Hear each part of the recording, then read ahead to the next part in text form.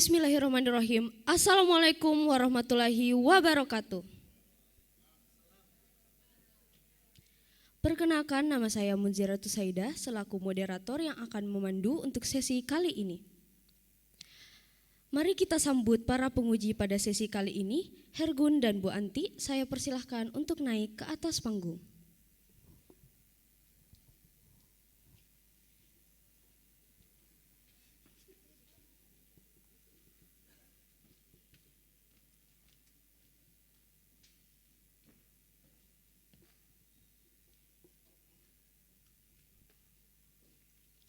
Untuk sesi selanjutnya, kita akan menyaksikan presentasi karya ilmiah remaja dari Saudari Zalsabila Alisha dari kelas 12 MIPA 2 dengan judul Desain Rumah bagi Penyandang Tunanetra.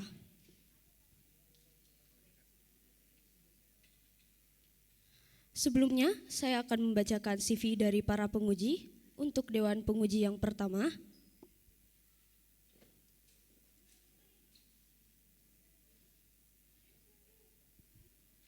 nama lengkap B.J. Gunawan SPD MPD, nama panggilan Hergun, tempat dan tanggal lahir di Bulukumba 29 Juli 1988, jabatannya sebagai Wakase Kurikulum di SMA Islam Atirah 1 Makassar, riwayat pendidikan S2 PPS Prodi Pendidikan Bahasa UNM, pengalaman kerja dari 2012 sampai sekarang di SMA Islam Atirah Makassar. Selanjutnya Dewan Penguji yang kedua, nama Sabrianti SPD MPD, nama panggilan Bu Anti, tempat dan tanggal lahir di Makassar 24 Desember 1991, jabatannya sebagai guru bahasa Indonesia di SMA Islam Atirah 1 Makassar, riwayat pendidikan S2 PPS Prodi Pendidikan Bahasa UNM. Baik, langsung saja saya persilahkan kepada Saudari Zalsabila Alisha untuk memulai presentasinya.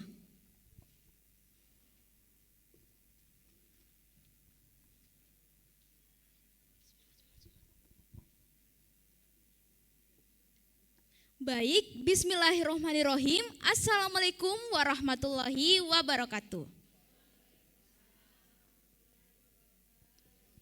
Perkenalkan, nama saya Zalsabila Alisha dari kelas 12 MIPA 2 dan saya di sini akan mempresentasikan hasil penelitian saya bersama dengan rekan saya Rahmelia Aromdapta yang berjudul Desain Rumah bagi Penyandang Tunanetra.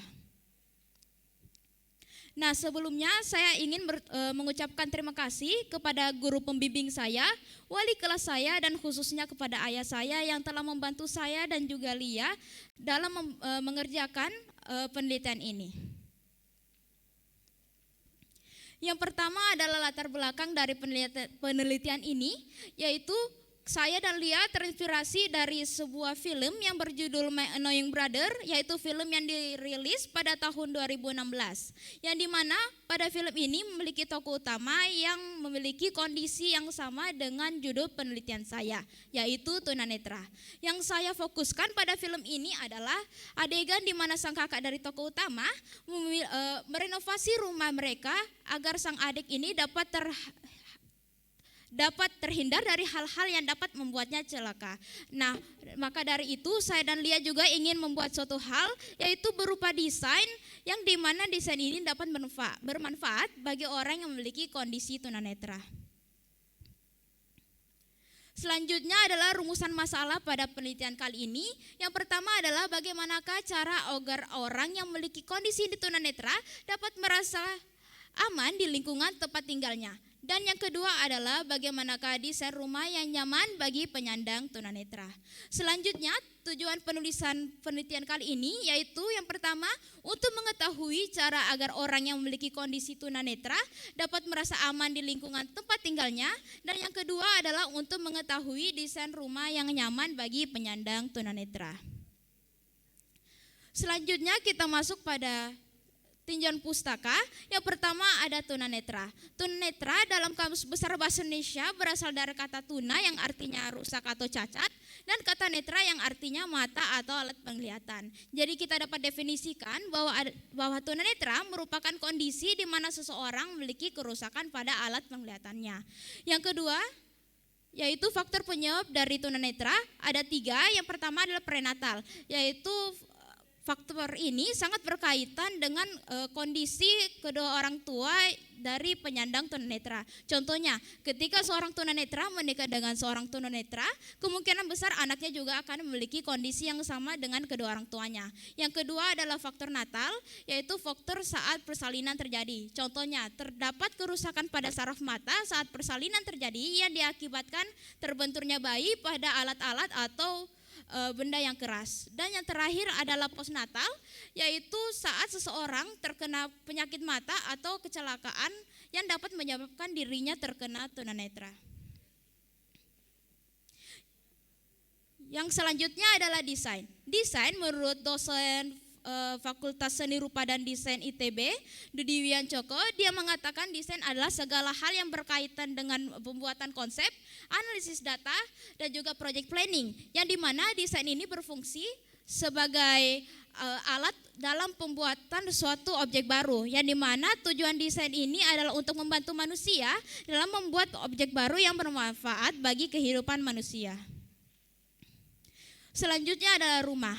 Menurut Frick tahun 2006, rumah ini bukan hanya sebuah bangunan yang struktural, melainkan juga sebagai tempat kediaman yang di dalamnya terdapat syarat-syarat kehidupan yang layak.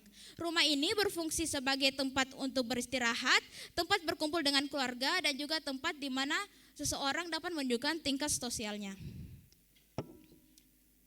Selanjutnya adalah persyaratan ruang bagi penyandang disabilitas. Menurut Bambang R. Yudawan, seorang pengamat aksesibilitas dari Ikatan Arsitek Indonesia, dia mengatakan bahwa ada 3 unsur utama yang harus diperhatikan dalam pembuatan desain ruang bagi penyandang disabilitas. Yang pertama adalah aksesibilitasnya, yang kedua adalah keamanan, dan yang ketiga adalah kenyamanannya. Selanjutnya ada Braille. Braille menurut Syahrul tahun 2011 adalah sebuah sistem tulisan sentuh yang biasa dimanfaatkan oleh orang yang memiliki kondisi tunanetra, yang dimana Braille ini dikembangkan oleh orang Prancis yang bernama Louis Braille, yang tujuannya agar orang yang memiliki kondisi tunanetra dapat belajar membaca dan menulis. Dan yang terakhir adalah indera peraba.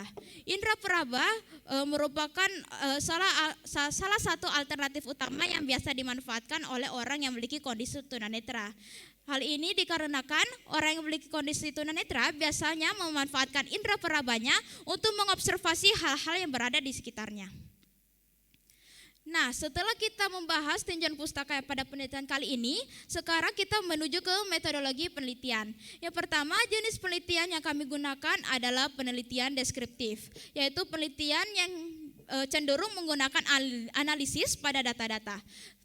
Selanjutnya adalah teknik pengumpulan data yang kami gunakan adalah studi dokumen, yaitu saat seseorang penulis menggunakan dokumen sebagai salah satu sumber datanya.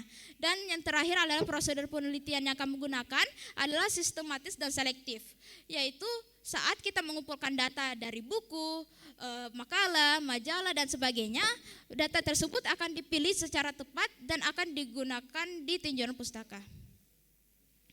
Nah, sekarang kita masuk pada bab utama dalam penelitian kali ini, yaitu hasil analisis dan desain rumah. Nah, bisa kita lihat pada slide di atas terdapat 2 gambar. Yang pertama adalah gambar denah awal dan yang kedua adalah gambar denah akhir. Nah, pada gambar denah awal ini merupakan gambar denah rumah sederhana yang dimana sebenarnya pada denah rumah ini sudah cukup aman dan nyaman bagi orang-orang pada umumnya. Namun sebenarnya masih ada hal-hal yang kurang untuk bisa disebut sebagai rumah yang aman dan nyaman bagi penyandang tunanetra. Nah, hingga bisa kita lihat pada gambar denah akhir terdapat perubahan seperti pada pintu dan juga lantai. Nah, di sini saya akan menjelaskan hal-hal apa saja sih yang berubah pada gambar denah awal ke denah akhir.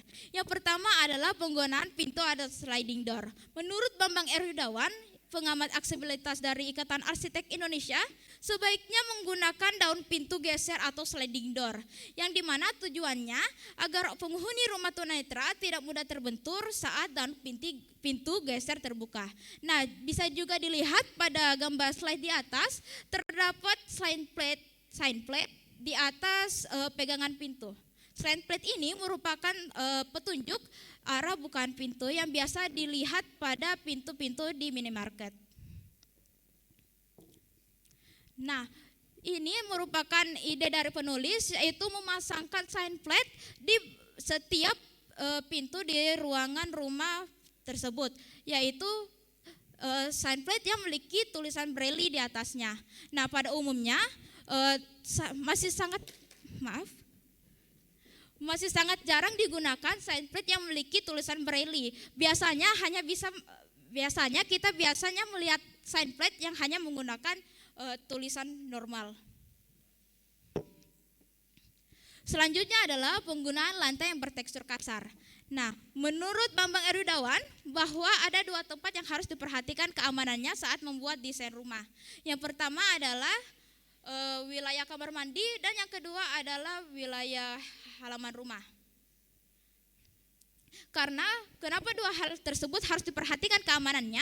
Karena kedua tempat tersebut paling sering rawan terkena air. Maka sehingga sebaiknya menggunakan lantai yang berbahan kasar agar tidak licin. Karena pada umumnya lantai pada kamar mandi di rumah menggunakan lantai yang bertekstur licin, sehingga bisa saja terjadi kecelakaan seperti terpeleset. Nah, untuk menghindari hal tersebut, sebaiknya menggunakan lantai yang bertekstur lebih kasar. Dan yang selanjutnya adalah lantai yang tidak lebih tinggi satu sama lain. Nah, Yuda mencontohkan bahwa biasanya lantai pada kamar mandi itu biasanya lebih rendah dari lantai di luar ruang kamar mandi. Nah, hal ini bertujuan agar air yang berada dalam kamar mandi ini tidak merembes keluar untuk membasahi ruangan yang berada di luar kamar mandi. Nah, sebaiknya penerapan lantai yang lebih rendah ini sebaiknya tidak diterapkan pada desain rumah bagi penyandang disabilitas, karena untuk menghindari hal-hal berbahaya seperti tersandung. Nah, apabila lantainya sama rata, bukankah airnya bakal mengalir? Air dari kamar mandi dapat merembes keluar.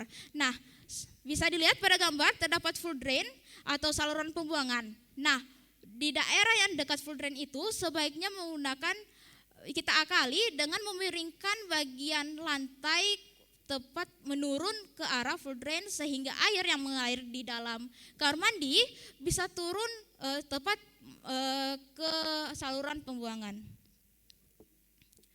Nah, selanjutnya adalah kesimpulan dari penelitian kali ini. Yang pertama, cara agar orang yang memiliki kondisi tunanetra dapat merasa aman di lingkungan tempat tinggalnya adalah dengan dibuatkan desain rumah yang dengan persyaratan ruang bagi penyandang disabilitas. Dan yang kedua adalah desain rumah yang nyaman bagi penyandang tunanetra merupakan desain yang dimana di dalamnya ini terdapat hal-hal yang sudah saya jelaskan pada bab sebelumnya, yaitu di hasil analisis dan desain gambar, yaitu seperti penggunaan pintu geser, penggunaan lantai yang bertekstur kasar dan sebagainya. Dan tidak lupa penulis memiliki ide dengan memberikan penanda pada pintu berupa sign plate, yang dimana sign plate tersebut memiliki huruf braille agar orang yang memiliki kondisi tunanetra dapat mengetahui arah bukaan pintu. Nah, yang terakhir adalah saran untuk penulis agar sekiranya bisa lebih menghasilkan karya yang berkaitan dengan kebutuhan disabilitas agar bisa membantu orang-orang yang memiliki kondisi disabilitas. Dan yang kedua adalah untuk masyarakat, yaitu sekiranya jika memiliki keluarga yang memiliki kondisi tunanetra, mungkin bisa memakai desain dari penelitian yang dibuat oleh penulis. Mungkin itu saja yang dapat saya sampaikan. Mohon maaf apabila ada kesalahan. Wabillahi taufiq wal hidayah. Wassalamualaikum warahmatullahi wabarakatuh.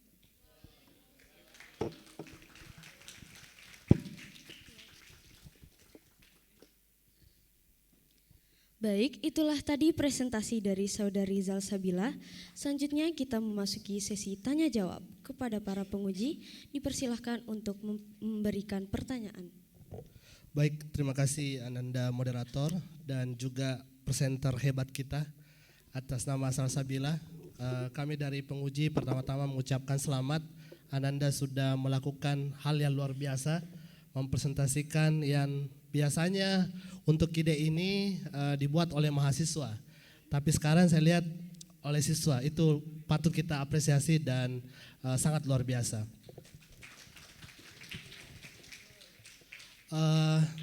Jadi ketika Ananda mengikuti seleksi, judul Ananda Salsabila ini adalah sesuatu yang unik. Karena yang lain itu mengangkat hal yang mungkin sering kita dengar, atau kalau kita cari di internet itu bisa didapatkan. Tapi ini Salsabila mengangkat sesuatu yang luar biasa terkait dengan desain rumah untuk penyandang tunanetra. Nah, kami juga perlu sampaikan, mengedukasi kepada anak-anakku semua bahwa Atira itu adalah sekolah penyelenggara pendidikan inklusif. Nah, jadi banyak sekolah yang di Indonesia itu pada akhirnya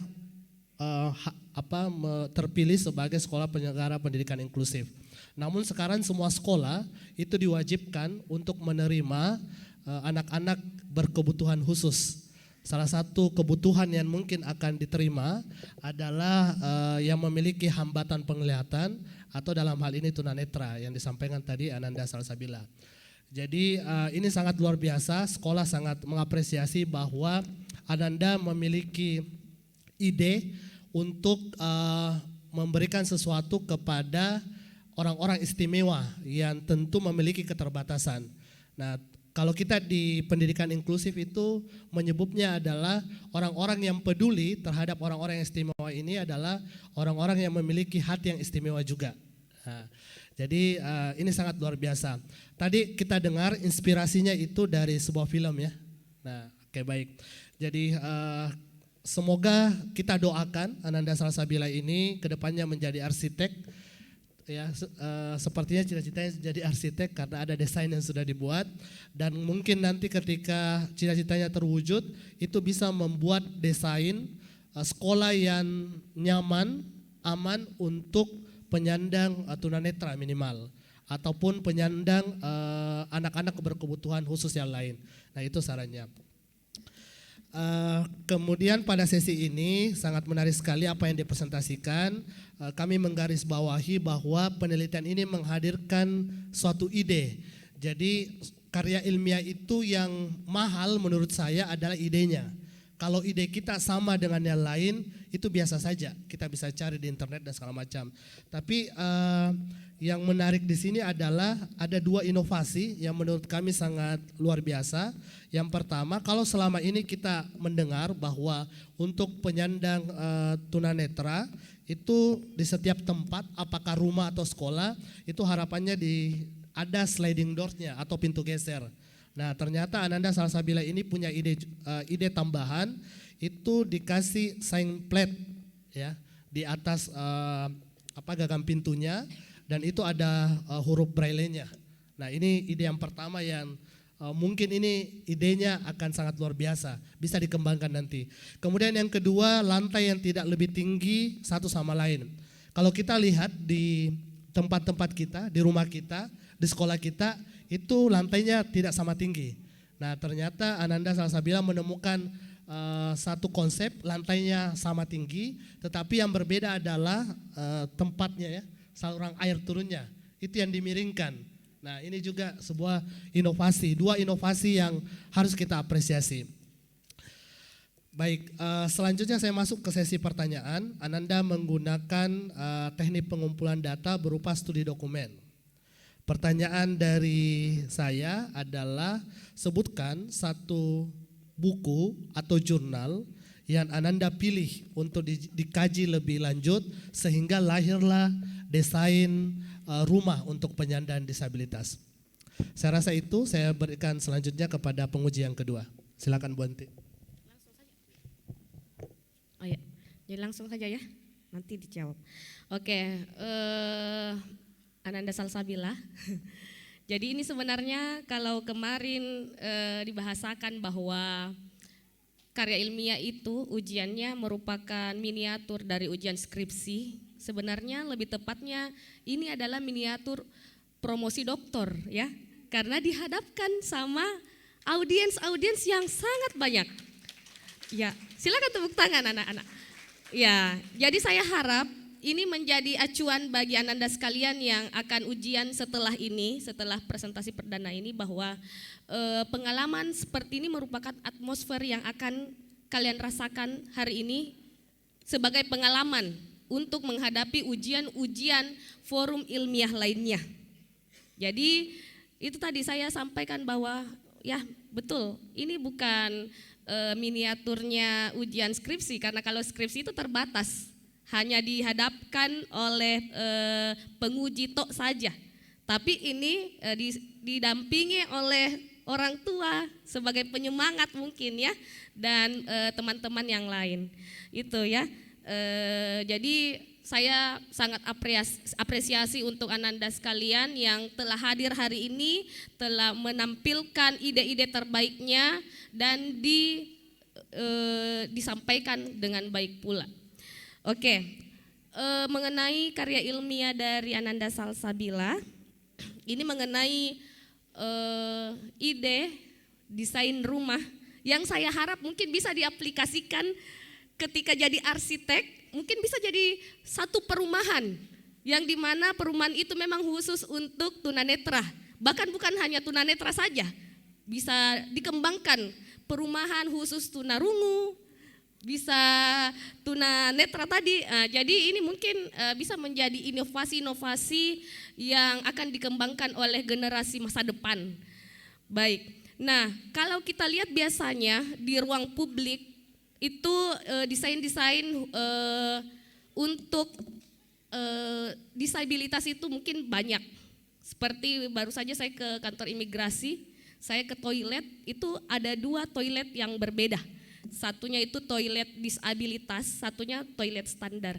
Ini membuktikan bahwa mata kita memang sudah terbuka bahwa tunanetra itu merupakan sebuah hal yang memang harus diperhatikan, di mana memang kebutuhan kita berbeda, tapi kita memiliki hak yang sama untuk menikmati hidup ini. Mungkin seperti itu. Nah, kalau kita lihat itu mungkin di ruang publik atau mungkin di jalanan itu sudah ada khusus untuk kaum disabilitas. Nah, ini lebih luas lagi karena yang menjadi tempat tinggal kita, yang menjadi tempat teduh kita, ini yang seharusnya aman, dan ini yang dibuat oleh Ananda Salsabila. Ya, jadi mungkin itu yang pertama saya harap ini bisa dikembangkan ketika mungkin jadi arsitek. Lebih bagus lagi mungkin kalau ujian skripsinya nanti diangkatnya yang ini lagi sebagai pengembangan gitu. Yang kedua, nah ketika kita melihat sebuah masalah, ini kan adalah sebuah masalah. Karya ilmiah itu berangkat dari sebuah masalah yang kemudian kita kupas, ide itu menjadi sebuah solusi. Nah, tentu tadi saya dengar Ananda Salsabila terinspirasi dari sebuah film.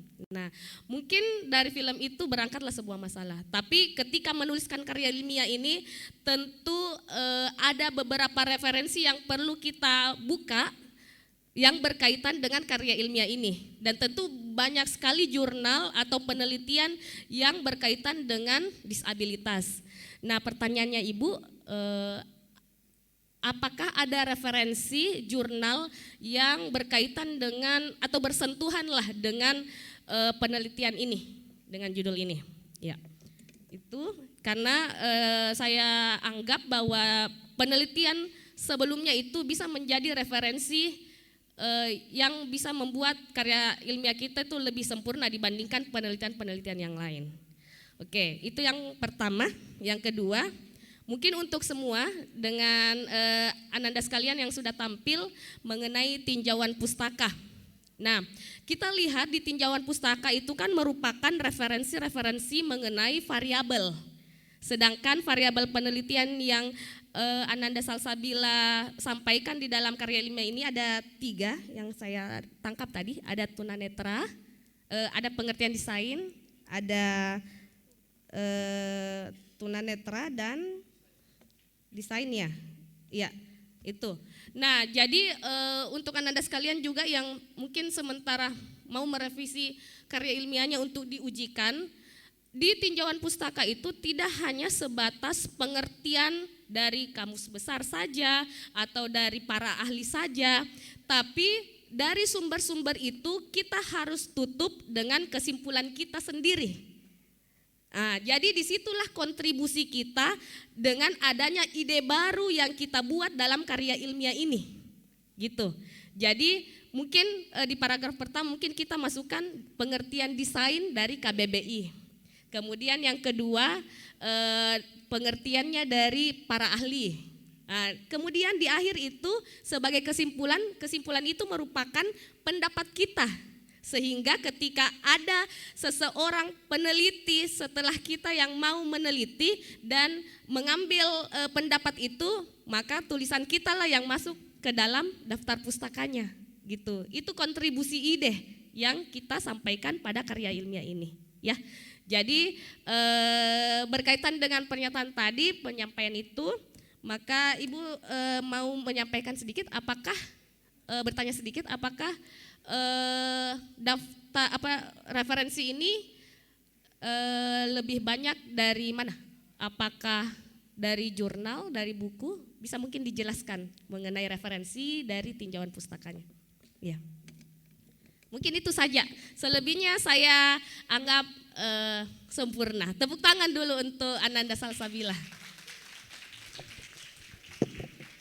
Baik, terima kasih atas pertanyaannya Hergun dan juga Bu Anti. Yang pertama saya akan menjawab pertanyaan dari Hergun, yaitu apakah ada buku atau makalah atau sebagainya yang saya gunakan dalam pembuatan penelitian ini.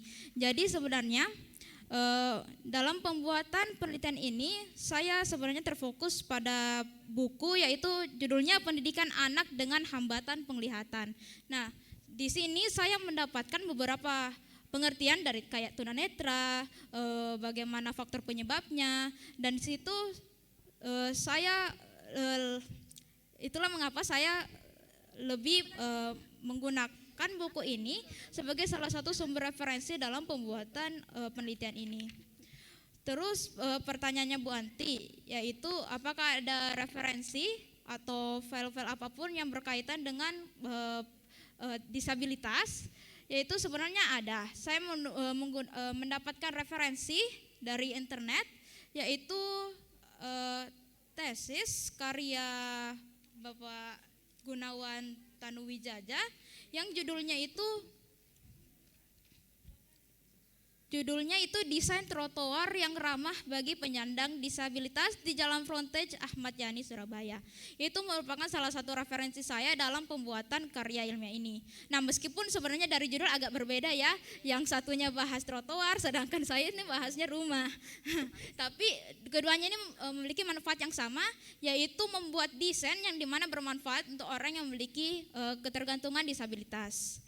Nah, terus yang Bu Anti katakan mengenai tinjauan pustaka, terima kasih atas sarannya Bu Anti, yaitu dengan memberikan kesimpulan saat membahas tentang pengertian dari suatu judul dari tinjauan pustaka tersebut. Apa lagi pertanyaan yang kedua Bu Anti? Maaf. Ya, mengenai referensi-referensi yang dipakai dalam penulisan tinjauan pustaka, ya. Baik, sebagian besar referensi yang saya gunakan dalam tinjauan pustaka ini yaitu seperti buku-buku dan juga tesis-tesis milik orang yang tadi, contohnya punya tesis Bapak Gunawan, itu salah satu referensi saya. Selain itu, selain buku-buku, jurnal dan sebagainya, saya juga fokus pada wawancara-wawancara seorang reporter kepada seorang yang lebih ahli, dan itulah mengapa saya menggunakan wawancara tersebut sebagai salah satu tinjauan pustaka saya. Jadi sebagian besar dalam daftar pustaka ini saya menggunakan file-file dari wawancara seseorang yang lebih ahli. Jadi itu mungkin itu saja yang dapat saya jawab. Oke, makasih. Ya, jadi Ibu tambahkan sedikit ya, sebagai informasi juga untuk Ananda sekalian dalam penyusunan karya ilmiah ini. Jadi setiap referensi yang kita pakai dalam penyusunan karya ilmiah ini mungkin bisa kita masukkan. Contohnya tadi Ananda mungkin lupa menuliskan, kan tadi disampaikan ada buku tentang pendidikan anak ya. Iya. Nah, itu bisa dimasukkan ke dalam daftar pustaka. Ada Ibu. Ada. Oh ya. Di akhir-akhir. Ada ya. Pendidikan oke. Kemudian yang tadi tesis dari Iya, itu. itu yang lupa ya. Karena kan ceritanya tesis ini sudah membantu kita dalam memberikan ide atau sudut pandang lain dari peneliti sebelumnya. Jadi kita berhak masukkan ke dalam daftar pustaka. Ya. Mungkin itu saja. Selebihnya alhamdulillah sudah sangat bagus.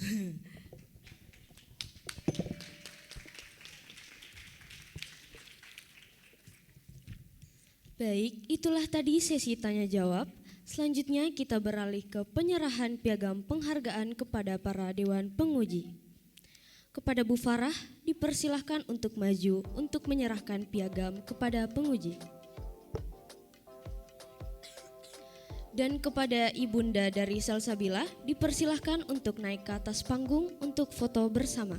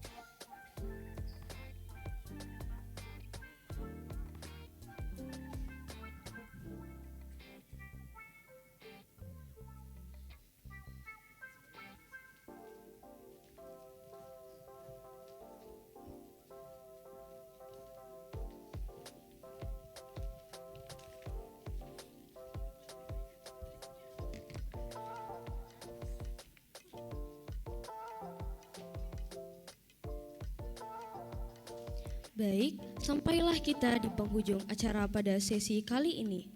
Kami mengucapkan banyak terima kasih kepada para penguji dan tamu undangan yang telah hadir pada hari ini. Saya sebagai moderator pamit undur diri, mohon maaf bila ada salah kata maupun perbuatan. Wassalamualaikum warahmatullahi wabarakatuh.